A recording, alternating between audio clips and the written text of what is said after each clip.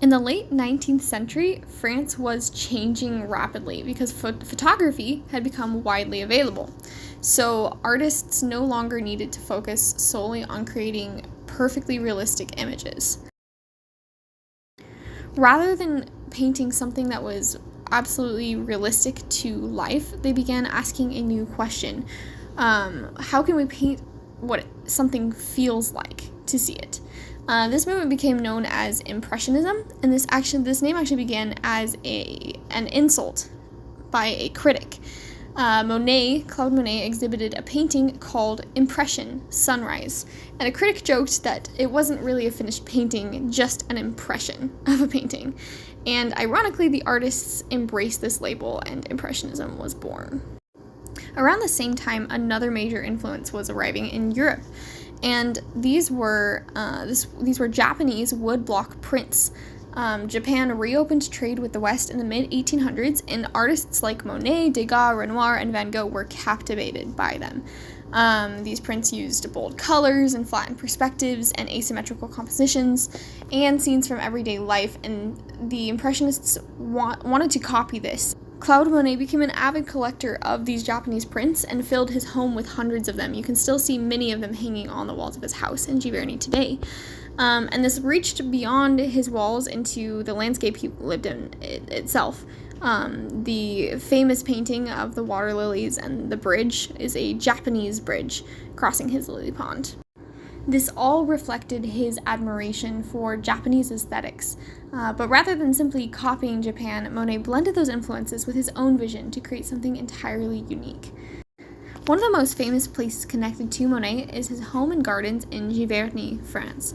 The flower gardens, the Japanese bridge, and the lily pond weren't just places that he happened to paint. They were landscapes that he carefully designed as living works of art. As you walk through Giverny today, it's remarkable how many scenes feel instantly familiar because they've appeared in some of the world's most beloved paintings. Many masterpieces from this period can also be found in the Musée d'Orsay in Paris. The museum itself is housed in a beautiful former railroad station, and today it contains one of the greatest collections of Impressionist art anywhere in the world. Standing in front of these paintings in person is a completely different experience than seeing them in a book or on a screen. Up close, you notice the thick brushstrokes and the seemingly random dabs of color. But when you stand back, they suddenly come together into shimmering landscapes filled with light and atmosphere. Claude Monet liked to focus on capturing the simple, everyday moments of life, such as painting a cathedral at different times of day And again, we have to remember with the Impressionists that they weren't interested in painting the world as a camera would capture it. They weren't interested in trying to get all the specific exact details. They wanted to capture the experience of seeing, to capture light and color and movement and emotion in a way that was different from a strictly realistic view. Vincent van Gogh was not really an Impressionist. He's usually classified as a post-Impressionist, but he admired many of the Impressionists, including Monet, and their use of a lot of bright colors really influenced his work.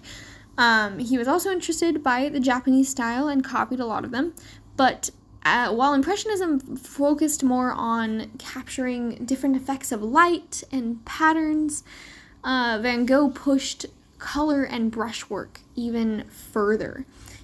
You can see the details of this brushwork in his swirling skies and vibrant fields and portraits that don't necessarily communicate exactly how something is, but also what something feels like.